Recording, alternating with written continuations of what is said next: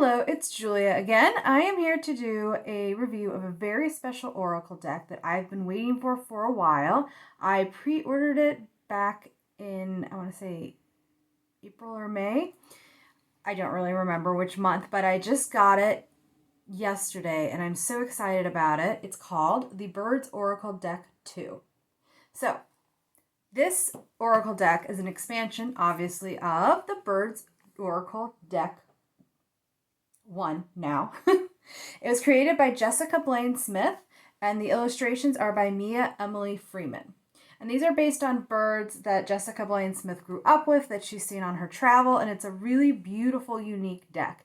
It's an indie deck, and it's very limited in number. I believe both the first and second deck are made up of only 1,000 decks, and she's going to keep it that way so that it's kind of an exclusive. The first book was white. The second book is obviously black, and she did that for a balance of light and dark.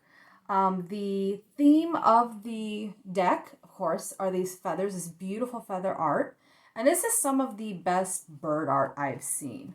The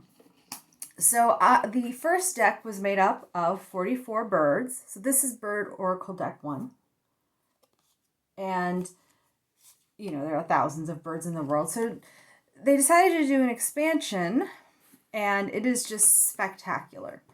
So why don't we get into that?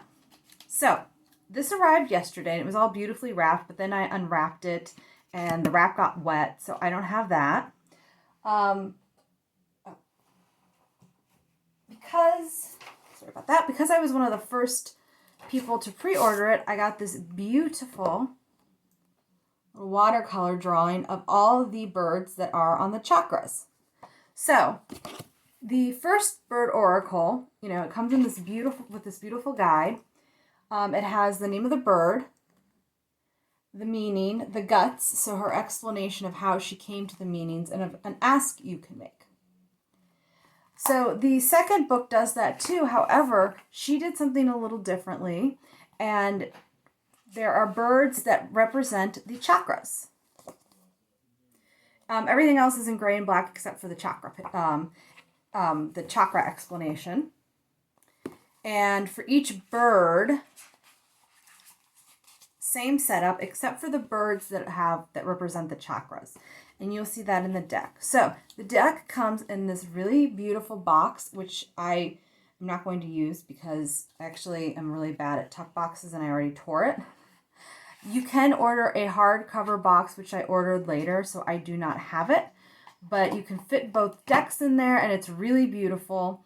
So I would recommend getting that when you order the deck. And remember, these are all limited editions, and I'll put the information where you can get the deck in this video. So I like to keep videos 15 minutes or under, so I'm just going to dive right into this beautiful, beautiful Oracle deck. So here we go. Oh, and the backs of the second deck are light, whereas the back of the first decks is dark, obviously. So if you mix them together, you can actually tell which book they're in. And of course, just this beautiful feather, beautiful art. And I believe Jessica Blaine Smith reads tarot, and Mia Emily Freeman is an independent artist, and I'll hashtag both of them, of course. Okay, first card. So it's number 45, if you look at it, because it's technically the 45th card in all of the decks. And this is an American goldfinch. I'm not going to go through every meaning of the birds, but I am going to hold up the cards. And the camera phone, I don't have a great camera, but this shows the just the beautiful artistry enough that if you really love this, get it, and it looks even more beautiful in real life. And this cardstock is so soft, it's almost like suede. So this is an American goldfinch, which is a common bird at my feeder. Atlantic puffin. Look at it. Blackburnian warbler. As a birder, this is a warbler I would love to see. The colors are just spectacular. Yes, I sniffed the card. I don't know if I have any other people who like to sniff books. I like to do that. They're just great cards. I love the smell of paper because it just it's nostalgic. This is one of my favorites, Blue Jays. So this card means prejudgments, misunderstanding, and she does that because Blue Jays are misunderstood. They get a bad rap, but they're beautiful, intelligent corvids, and I love watching them at my feeder. There we go. Brown-headed cowbirds, also common in my yard. These are brood parasites. One of them laid an egg in a cardinal nest because the cardinal's feeding this cowbird. This is interesting because the meaning is to let go, and that has to do with the fact that brown-headed cowbirds lay their eggs, they let go of their parental responsibility and give it to some other bird. The hated but cool Canada geese, cedar waxwing. So I saw this bird for the first time a couple weeks ago. They're so cool.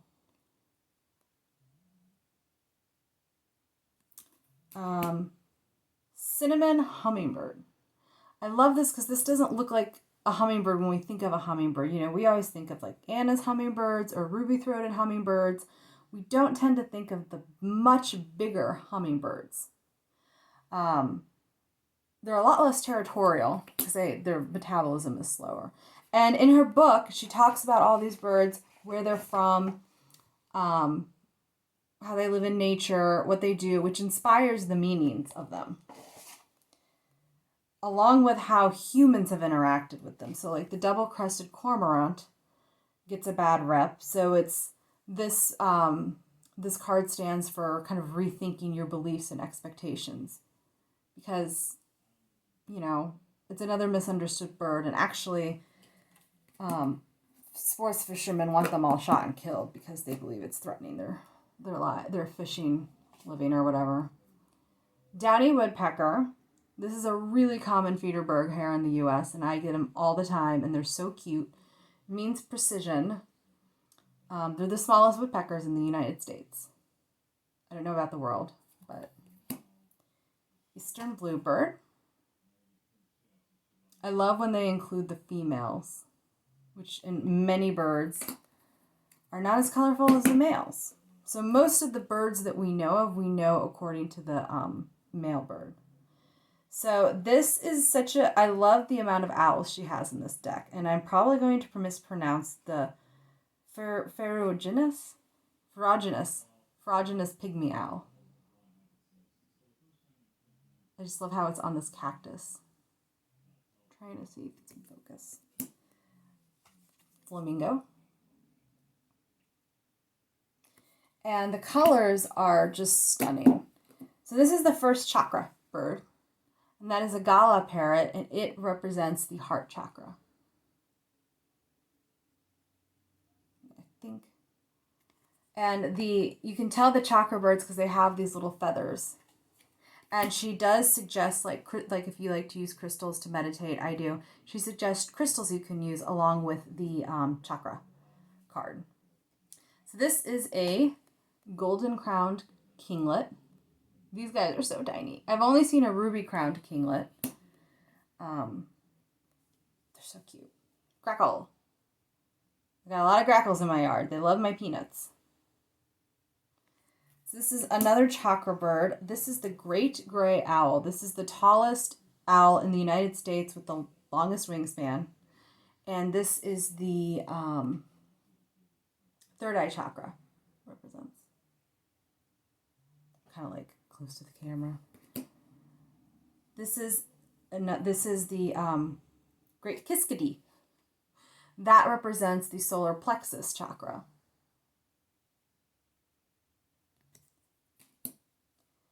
Groove-billed Ani. And by the way, I had to look these up. I didn't know all of these off the top of my head. And that one has to do with like family relationships and how you're raised. Has bunting. So that's a bird that lives in North Africa. Inca dove.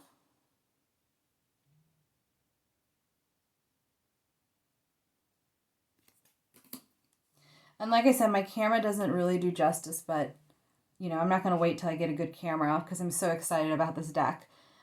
This is the lesser kestrel. And I just love the rays and everything, and it's just beautiful. long-eared owl. This card corresponds to the meaning of timing, and I love it because as a birder, owls are all about timing. Like some birds are more about timing than other. Like you're guaranteed to see certain birds. Owls are really hard because they're nocturnal. So it's all about luck and timing. That's how I got my pictures of a barred owl. I was just standing there, had good timing, and it appeared. Magpies. Another intelligent corvid. Monk parakeet.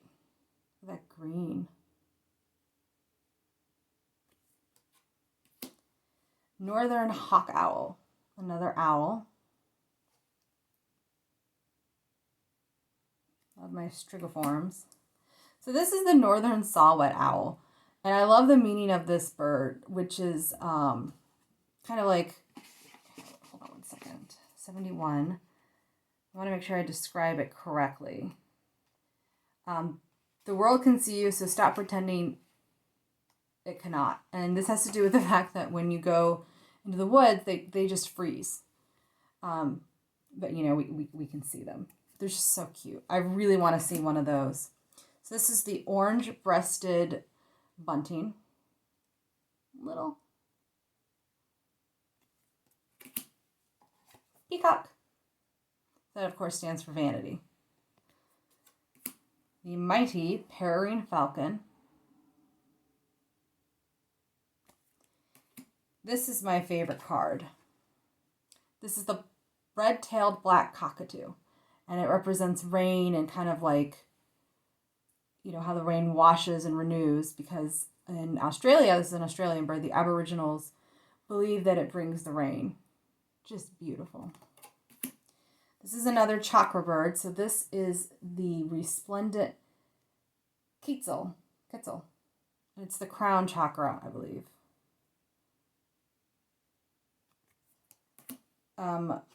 Ring-necked pheasant. So this is the root chakra. Again, you can tell because of the feathers. And again, I'm like looking at the cards and trying to look at the camera. So this is American robin. Everyone in America is familiar with the good old robin. That is is it pronounced sacral chakra? And it has to do with the fact that, you know, they're good nesters. And the stone that this corresponds with is carnelian. So this is the rose-ringed parakeet. I just love the green, is incredible. This is the russet-crowned mutmut. So russet, when we talk about birds, that kind of brown color is russet, because I guess brown is taken for a lot of birds. So the white ibis, also it's a cousin of the, I'm sorry, this is the sacred ibis. It's a cousin of the Australian white ibis. Sandhill crane, so the Great Migration, and she talks about climate change and the Great Migration and what's going to happen. Secretary bird. Everyone should go Google secretary bird. They are weird birds. They are so cool. They're birds of prey in Africa that will literally chase down snakes with their legs and stomp on them. Starlings. Has to do with communication. Y'all know how I feel about starlings if you follow any of my, if there are people who know me and you follow my birding photos. They're invasive in the United States, but they are really cool birds in many ways. So this is the throat chakra. That is the superb fairy wren. And again, I like that she has the plainer female on there. Females in birds had often been ignored in ornithology, of course, by the often mostly male scientists. White stork. So it has to do with spirituality. The American woodcock. Google American woodcock sky dance, or just Google American woodcock. There are all these great videos. And then she ends with this cool card with feathers, which just represents your favorite bird. Really cool concept. So I kept that short. It was kind of quick, but you know, no one really wants to watch a really, really long video. You get the point. This is a spectacular deck. If you like it, if you like birds, I highly recommend you getting this deck. But you got to act soon.